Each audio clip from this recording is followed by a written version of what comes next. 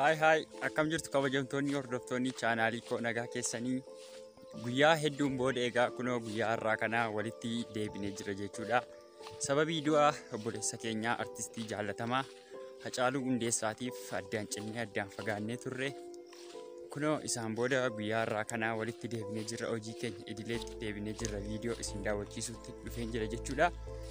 Akkuma argaa jirtan kunoo amma baadiyyaa tokko keessa jirra jechuudha. Baadiyyaa kana keessa wantoota hedduutu jira.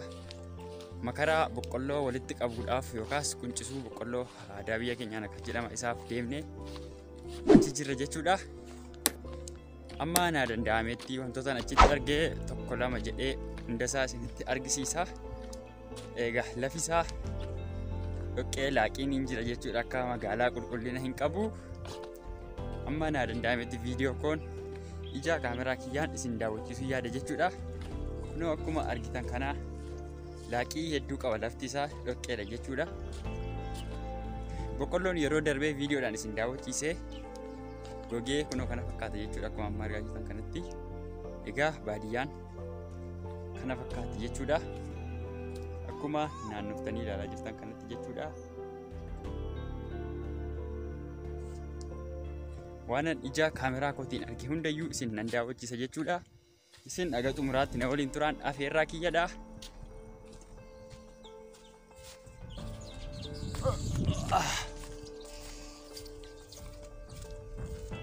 Egaa kabajamtoota hordoftoota kiyyaa naannoo bishaanii jirra amma. Naannoo kana akkuma argaa jirtan bishaantu jira.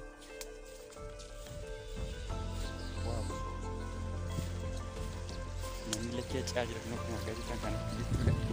Bishaan guddaadha baay'ee.